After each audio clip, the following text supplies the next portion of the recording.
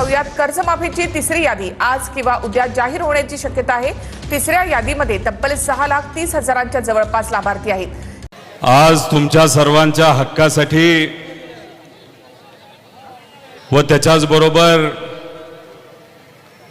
Smart मीटरच्या माध्यमातून सामान्य लोकांच्या खिशातून तुमच्या सगळ्यांचा हक्काचा पैसा सरकार जे वसूल करण्याचा प्रयत्न करत आहे त्या स्मार्ट मीटरच्या विरोधात हे आंदोलन जे तुम्ही सर्वांनी मिळून उभं केलेलं आहे जे सरकार आहे ते गेंड्याच्या कातडीचं सरकार आहे, झोपायचं सोंग घेतलेलं सरकार आहे। यांना सामान्य लोकांचं काहीही पडलेलं नाही। त्यामुळे या सरकारला जाग करायचं असेल तर तुम्ही ज्या मोठ्या संख्येने इथं आलेला आहात अशाच पद्धतीने येत्या काळामध्ये आपल्या सर्वांच्या हक्कासाठी आपल्याला लढावं लागेल। बरेच शेतकरी इथं आलेले आहेत, तुमच्या सगळ्यांची मागणी होती कर्जमाफी व्हावी, होई का बरोबर का नाही? जेव्हा कर्जमाफीची योजना आणली ती फसवी आणली, त्याच्यामध्ये अनेक अटी टाकल्या जेणेकरून कोणालाच तिथं मदत मिळाली नाही पाहिजे असं कुठेतरी हेतू या सरकारचा होता। मग आपण विरोध केला, आपण आंदोलन केलं, आपण उपोषण केलं, या नेत्यांच्या मार्गदर्शनाखाली आपण तिथं रस्ता रोको केला। सरकारला सांगितलं की तुम्ही म्हणताय 55 लाख शेतकऱ्यांना तिथं मदत मिळू शकते, पण तुम्ही 1908 टाकली, रेग्युलर आमचे जे शेतकरी आहेत त्याच्यासाठी तुम्ही अटी टाकल्या।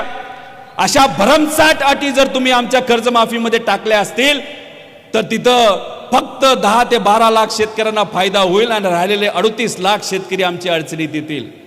शेतकऱ्याला तिथं अन्याय होत असताना आपण लढलो आणि या अहंकारी सरकारला आपण जमिनीवर आणलं, गुडघ्यावर आणलं आणि कर्जमाफीची फसवी योजनाची जाहीर केली होती त्याच्यामध्ये बदल करायला आपण या सरकारला भाग पाडलं। आणि आज आपण जर बघितलं तर या सरकारने जी फसवी योजना आणली होती ती बंद करून नवी योजना सरकारला आणायला लावली आणि 55 लाख शेतकऱ्यांना तिथं फायदा होणार आहे। पण 55 लाख शेतकऱ्याला फायदा होत असताना त्यासाठी तुम्ही आपण सर्वांनी मिळून लढला, पण आजपर्यंत गेल्या 2 महिन्यामध्ये सरकारकडनं किती लाख शेतकऱ्यांना मदत दिली? फक्त 6 लाख शेतकऱ्यांना। 55 लाख शेतकऱ्यांना मदत आपल्याला द्यायची असेल तर अजून 1 वर्षभर तिथं लागणार आहे। आम्हाला हाच तर प्रश्न सरकारला करायचा आहे। तुम्ही फसवी योजना आणली, त्यात तुम्ही अशा काय अटी टाकल्या ज्याच्यामध्ये शेतकऱ्याला सांगितलं होतं की तुला 50,000ची मदत पाहिजे असेल आणि तुझं 2 लाख कर्ज जर थकीत असेल तर पहिले 1.5 लाख रुपये भर, मग तुला 50,000ची मदत आणतो। आम्ही म्हणलं हे चालणार नाही, कर्जमाफी नाही, कर्ज वसुली आहे। आणि मग आंदोलन केल्यानंतर सरकारला त्या ठिकाणी गुडघ्यावर आणल्यानंतर त्यांनी मान्य केलं असलं तरी दुर्दैव असं आतापर्यंत फक्त 6 लाख शेतकऱ्यांना फायदा झाला। आपल्या या जिल्ह्याची काय परिस्थिती, कर्जमाफी झाली का? त्यामुळे या व्यासपीठावरनं तुमच्या सगळ्यांच्या उपस्थितीमध्ये सरकारला सांगतो, आमच्या सगळ्या नेत्यांच्या वतीने तुमच्या वतीने या सरकारला सांगतो, जर पुढच्या 15 दिवसामध्ये सरसकट 55 लाख शेतकऱ्यांना तुम्ही कर्जमाफी जे काय आमचं ठरलेलं आहे त्या पद्धतीने दिली नाही तर उद्या जाऊन परत एखादं मोठं आंदोलन जर करायचं झालं तर या आमच्या शेतकऱ्यांसाठी ते आम्ही आंदोलन करायला तयार। आल्या आल्या अनेक माता भगिनी दिसल्या। इलेक्शनच्या आधी तुम्हाला माहिती लाडकी बहीण योजना आणली होती, इलेक्शनच्या आधी 3-3 महिन्याचे पैसे ऍडव्हान्स मध्ये दिले का नाही दिले? तुम्हाला 2 महिन्याचे पैसे ऍडव्हान्स मध्ये दिले, 3 महिन्याचे पैसे ऍडव्हान्स मध्ये दिले। तुम्ही मतदान केलं, काय हरकत नाही, मतदान झालं।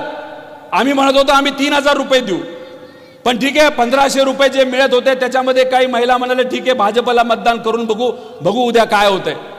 2.5 कोटी महिलांची नावं हे योजनेमध्ये पूर्वी होती, आज माहिती किती नावं आहेत? 1,40,00,000। 1 कोटी महिलांची नावं या सरकारने लाडक्या बहीण योजनेमधून काढण्यात आली, काढून टाकली। फक्त काही भागामध्ये काही जिल्ह्यांमध्ये अजूनपर्यंत जिल्हा परिषदचे इलेक्शन बाकी आहेत म्हणून बाकीच्या महिलांची नावं अजून ठेवली आहेत। जशी जिल्हा परिषदची इलेक्शन संपतील हे राहिलेले 1.5 कोटी महिलांची सुद्धा कदाचित नावं ही काढली जातील। इथं उपस्थित असणारा किती महिला अशा आहेत की ज्यांची नावं आधी होती आणि आता नाहीत असं किती आहेत? त्यांनी हात वर करा. किती हात वर करा. 40% महिला आहेत तिथं. 1 कोटी महिलांची नावं कमी करी.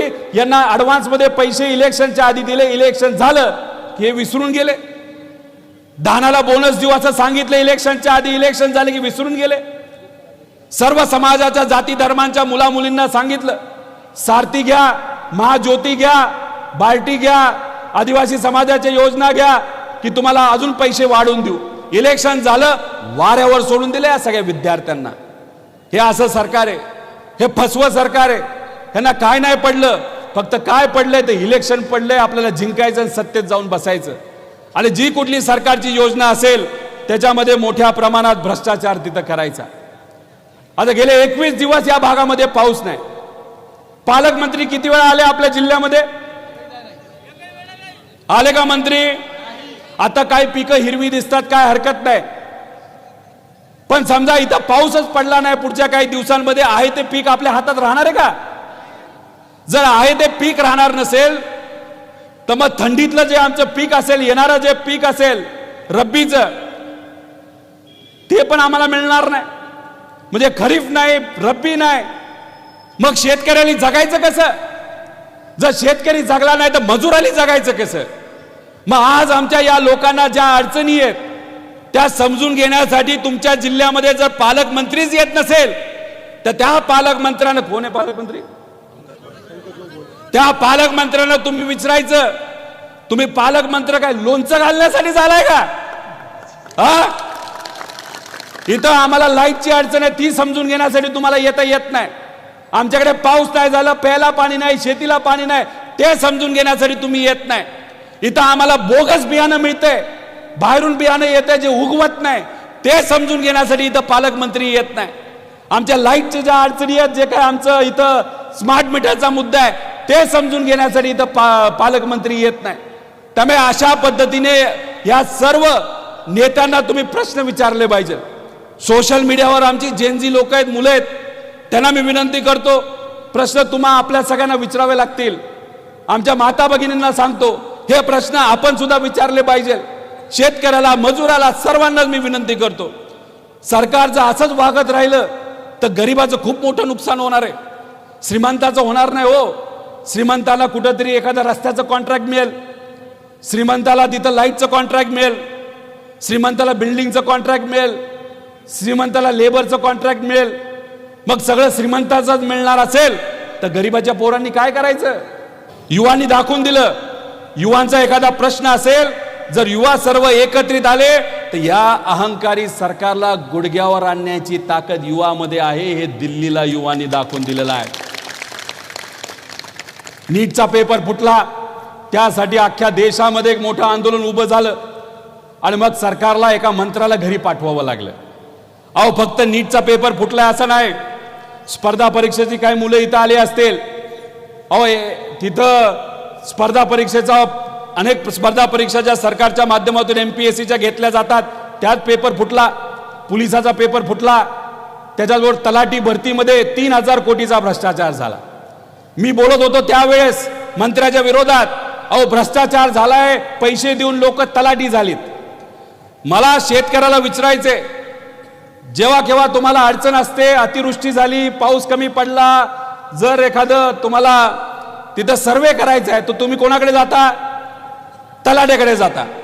तलाठी जर 40 लाख रुपये घेऊन, 40 लाख रुपये देऊन जर तलाठी झाला असेल तर ती तुमची कामं करणार आहे का?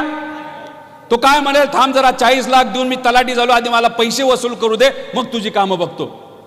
अशा पद्धतीने युवांचे ज्या परीक्षा दिल्या जातात, तुमची मुलं, कष्ट करायची मुलं, शेतकऱ्याची मुलं, मजुराची मुलं, मध्यमवर्गीयांची मुलं हे कष्ट करतात, अभ्यास करतात. अभ्यास करून आई वडिलांचं स्वप्न पूर्ण व्हावं, मी अधिकारी बनावं, या हेतूतून बिचारे ठिकठिकाणी क्लासेसला जातात आणि पेपर द्यायला जेव्हा बसतात तेव्हा त्यांना कळतं दुर्दैवाने तिथं पेपर फुटलाय. मग काय करायचं सामान्य लोकांनी? आपल्या सर्वांना आता पर्याय राहिला नाही, आपल्याला रस्त्यावर यावं लागेल. आज तुमच्याशी बोलत असताना महाराष्ट्रातला तमाम आदिवासी वर्ग, युवा वर्ग आज रस्त्यावर आला, आंदोलन करतोय. काही दिवसांपूर्वी अतुल भाऊ मला भेटले. त्यांनी मला सांगितलं, आमच्या अध्यक्षांना सांगितलं, काळे साहेब तिथं होते आपले खासदार, की हा जो स्मार्ट मीटरचा प्रश्न आहे तो लोकांसाठी अतिशय महत्त्वाचा झालेला आहे. सामान्य लोकांकडनं वसुली केली जाते आणि स्मार्ट मीटर लावत असताना अधिकारी कोणाचंच तिथं ऐकत नाही असं मला त्यांनी सांगितलंय. खरे का? असं झालंय का आपल्या या तालुक्यामध्ये? अहो, हे फक्त आपल्या तालुक्यामध्ये हे झालेलं नाही, अख्ख्या राज्यात अशा पद्धतीने लूटमार सरकारच्या माध्यमातून केली जाते. मला माहित नाही सरकारकडनं तुम्हाला काय कारण दिली गेली. एक ऑडिओ तुम्हा सर्वांना देवेंद्र फडणवीस साहेबांचा मी ऐकवतो. हे जे काय स्मार्ट मीटर तुमच्या घरी लावलं जातंय ना, त्याच्यातून वसुली कशी केली जाते हे काही प्रमाणात तुम्हा सर्वांना कळेल. लावू का ऑडिओ? मागच्यांना विचारतो, लावू का? शकत नाही. आणि दुसरं, त्याला पेमेंट कसं होणार आहे? ही अशी सिस्टम नाही आहे की त्यांनी त्या ठिकाणी मीटर लावायचं आणि मग ते तुमच्या बिलात वसूल करायचं, असं नाहीये. सिस्टीम इम्प्रूव्हमेंट करता हे मीटर आपण लावतोय. त्यामुळे सिस्टीम इम्प्रूव्ह होऊन जेवढे अधिकचा महसूल प्राप्त होईल, म्हणजे समजा मागच्या वेळी त्या ठिकाणी जे काही आपलं बिलिंग झालं होतं, आपण जी काही वीज वापरली होती, त्या वापरलेल्या विजेत आणि आता रिअलायझेशन मध्ये जेवढा फरक होईल त्या फरकातनं त्यांना पेमेंट मिळणार. त्याच्यामुळे हे काही त्यांना अपफ्रंट पेमेंट कुठलंही नाही. काय म्हणले देवेंद्र फडणवीस साहेब? आधी जेवढं बिल येत होतं आणि स्मार्ट मीटर लावल्यानंतर जेव्हा जे बिल वाढेल त्यातून या स्मार्ट मीटर कंपनीला पैसे मिळतील. बोलले का नाही बोलले? मग त्याचा अर्थ काय? आधी जर 100 रुपये बिल येत असेल, आधी जर 1000 रुपये बिल येत असेल, तर स्मार्ट मीटर लावल्यानंतर ते बिल वाढणार असं अप्रत्यक्षपणे देवेंद्र फडणवीस साहेब स्वतः बोलले. 2024ला जेव्हा हे इलेक्शन आत्ताचं झालं विधानसभेचं, त्याच्या आधी अधिवेशनामध्ये बोलत असताना त्यांनी काय सांगितलं? आम्ही त्या गोष्टीचा विरोध केला होता, या सर्व नेत्यांनी विरोध केला होता. त्यावेळेस सांगत असताना त्यांनी सांगितलं की आम्ही काय करतो, तुमचा विरोध आहे, लोकांचा विरोध आहे, ठीक आहे, आम्ही स्मार्ट मीटर लोकांच्या घरी जाऊन तिथं लावणार नाही. आम्ही काय करतो, जे सरकारी कार्यालय, शासकीय कार्यालय, तिथं आम्ही पहिलं स्मार्ट मीटर लावतो. 5 वर्ष बघतो बिल वाढतंय का कमी होतंय, आणि 5 वर्ष बघितल्यानंतर मग आम्ही सामान्य लोकांच्या घरी जाऊन तिथं स्मार्ट मीटर लावेल. जसं इलेक्शन झालं त्याच्या दुसऱ्या दिवसापासून तुमच्या घरी येऊन अधिकारी काय सांगतात? स्मार्ट मीटर लावावंच लागेल. बरोबर का नाही? मग अधिवेशनामध्ये इलेक्शनच्या आधी तुम्ही बोलत असताना सांगता की आम्ही 5 वर्ष लावणार नाही, आधी आम्ही सरकारी शासकीय कार्यालयामध्ये लावतो, चालतंय नाही चालतं, रेट वाढतायत नाही वाढतं याचा अभ्यास करतो, मग लोकांच्या घरी तिथं आम्ही लावतो. पण इलेक्शन झाल्यानंतर, मतदान मिळाल्यानंतर, तुमचे आमदार तिथं निवडून आल्यानंतर, तुम्ही सत्तेत आल्यानंतर तुम्ही जर लोकांना विसरून जात असताल, लोकांना दिलेला शब्द विसरून जात असताल, हे आम्हाला चालणार नाही. का तुम्हाला चालणार आहे? मागच्यांना विचारतो, चालणार आहे का? अहो, काय काय ग्रामीण भागामध्ये तर घरी कुणी नसताना सुद्धा हे अधिकारी येतात आणि स्मार्ट मीटर लावून जातात. काय काय महिलांनी आम्हाला सांगितले, पुरुष वर्ग घरी नसताना, आम्ही महिला एकटे असताना सुद्धा अधिकारी येतात, दमदाटी करतात आणि स्मार्ट मीटर लावून जातात. झालं का असं? बऱ्याच ठिकाणी आम्हाला ऐकायला मिळालेलं आहे.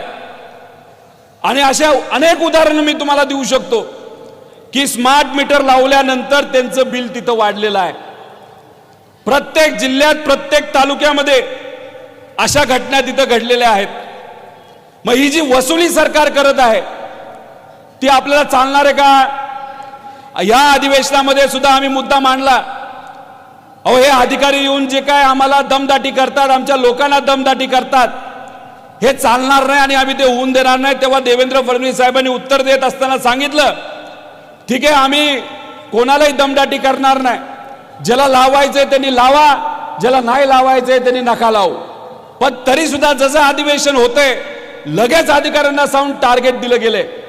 आणि मग टार्गेट पूर्ण करण्याच्या नादामध्ये अधिकारी येतात आणि आपल्याला दमदाटी करून तिथं स्मार्ट मीटर लावतात आणि स्मार्ट मीटर लावल्यानंतर रेट हे आपल्या सगळ्यांचे वाढलेले तुम्ही आणि आपण सगळ्यांनी बघितलेले आहेत। याच्यामध्ये काही मोठ्या कंपन्या आहेत, त्यांना तिथं कामं देण्यात आलेली आहेत। याच्यामध्ये जर आपण त्याचा अभ्यास केला तर जिल्हानिहाय तिथं ही कामं दिली गेली आहे। आता एक हैदराबादची कंपनी आहे, नागार्जुना कन्स्ट्रक्शन कंपनी। काय काम आहे त्याचं? कन्स्ट्रक्शन करायचं, रस्ते बांधायचे। त्या हैदराबादच्या कंपनीला तिथं नाशिक आणि जळगाव परिसर, लातूर परिसर, नांदेड, छत्रपती संभाजीनगर, अहिल्यानगर हा भाग दिला कन्स्ट्रक्शनच्या कंपनीला। त्यानंतर मॉन्टे कार्लो लिमिटेड गुजरात, ऐकलंय का? बघा, नागपूर शहर, नागपूर ग्रामीण, वर्धा, चंद्रपूर आणि गडचिरोली जिल्हा हे मॉन्टे कार्लो लिमिटेड कंपनी आहे। कुठली आहे? म्हणजे तुमचा हा भाग कोणाला दिलाय? गुजरातच्या कंपनीला। ऐकलं का? नाही ऐकलं नाव? त्यानंतर जेनेसिस पॉवर इन्फ्रास्ट्रक्चर, अडाणी ग्रुप गुजरात, ह्या सगळ्यांना इथं कामं दिली गेली आणि ही कामं पूर्ण करण्यासाठी टार्गेट किती केलं गेलं तर 27,000 कोटी रुपयाचं टार्गेट ह्याच्यासाठी ठेवलंय। अहो, ग्रामीण भागामध्ये अजूनपर्यंत आम्हाला 3 फेज लाईट मिळत नाही। बऱ्याच वाड्या वस्त्या ज्या एकदम आतल्या भागात आहे तिथं सिंगल फेज अजूनपर्यंत आम्हाला लाईट मिळालेली नाही। तर 27,000 कोटी रुपये स्मार्ट मीटरवर खर्च करण्यापेक्षा प्रत्येक घरापर्यंत सिंगल फेज कशी पोहोचेल, आम्हाला दिवसा लाईट कशी मिळेल आणि प्रत्येक शेतकऱ्याला 3 फेजची लाईट कशी मिळेल, यासाठी सरकारने हा खर्च करायला पाहिजे होता। हा खर्च तुम्ही त्याच्यासाठी करत नाही, पण फक्त मोठ्या कंपनीला पैसे मिळावेत, त्यांचा धंदा व्हावा आणि त्यातून या सरकारला कमिशन मिळावं, त्यातून यांना भ्रष्टाचार करता यावा, यासाठी यांनी हे स्मार्ट मीटरचं भूत आणलेलं आहे आपल्या महाराष्ट्र आणि देशामध्ये। जर उद्या जाऊन आमच्या या लोकांच्या घरी जाऊन तुम्ही अधिकाऱ्यांना पाठवून जर हे स्मार्ट मीटर लावलं ना, तर तुम्ही ठरवा 10 दिवस, 15 दिवस, महिना मोठा पिक्चर यांना दाखवून देऊ की हे घायला आले पाहिजे। एवढंच इथे या ठिकाणी सांगतो, थांबतो। जय हिंद, जय महाराष्ट्र। या व्हिडिओच्या माध्यमातून शेतकरी बांधवांपर्यंत अत्यंत महत्त्वपूर्ण जी अपडेट आहे ती पोहोचली असेल, कारण शेतकरी बांधवांसाठी जे आंदोलन आहे ते रोहित पवार यांनी पुकारलेलं आहे। आधी सुद्धा यांनी पुकारलेलं होतं, कारण शेतकरी बांधवांची जी कर्जमाफी होती यामध्ये काही जाचक अटी देण्यात आलेल्या होत्या, ज्या कारणाने बहुतांश शेतकरी बांधव होते ते कर्जमाफीच्या योजनेमधून अपात्र ठरत होते। मात्र त्यांच्या आंदोलनामुळे सरकारला झुकावं लागलं होतं आणि ते कर्जमाफीचे निकष होते शिथिल करण्यात आले होते आणि यामुळे शेतकरी बांधवांना आता फायदा होत आहे। परंतु शेतकरी कर्जमाफीची त्यांनी घोषणा केलेली होती आणि कर्जमाफीमधील त्या अटी सुद्धा शिथिल करून, परंतु शेतकरी बांधवांना कर्जमाफीची रक्कम अजूनही जमा झालेली नाहीये। काही शेतकरी बांधवांच्या खात्यामध्ये रक्कम आलेली आहे, तर अजूनही बहुतांश शेतकरी बांधव असं आहे की त्यांना शेतकरी कर्जमाफीचा एकही हप्ता आलेला नाहीये। या कारणाने शेतकरी बांधवांचं जे आंदोलन आहे त्यांनी पुकारलेलं आहे, त्यांनी त्याला पाठिंबा सुद्धा दिलेला आहे आणि स्मार्ट मीटर बद्दल सुद्धा यांनी ह्या व्हिडिओच्या माध्यमातून जी माहिती आहे ती दिलेली आहे। तुम्ही व्हिडिओ पूर्ण बघा, जेणेकरून तुम्हाला सविस्तर माहिती सुद्धा समजणार आहे। राज्य सरकारने जाहीर केलेली कर्जमाफी योजनेअंतर्गत शेतकरी बांधवांना 1 वर्षापर्यंत जे पैसे आहेत ते वाटप केले जाणार आहे, परंतु 1 वर्षाचा कालावधी खूप मोठा होत असल्याने 15 दिवसातच शेतकरी बांधवांना कर्जमाफीची रक्कम जमा झाली पाहिजे, यासाठी त्यांनी हे आंदोलन पुकारलेलं आहे। त्यांनी संपूर्ण माहिती व्हिडिओच्या अंतर्गत दिली आहे। तुम्ही व्हिडिओ पूर्ण बघा, जेणेकरून तुम्हाला सविस्तर माहिती समजणार आहे। चॅनलवरती नवीन असाल, अजूनही सबस्क्राईब केलं नसेल तर लवकरात लवकर ते करून ठेवा, कारण तुमच्यापर्यंत अशीच महत्त्वपूर्ण अपडेट आता पोहोचत राहणार आहे।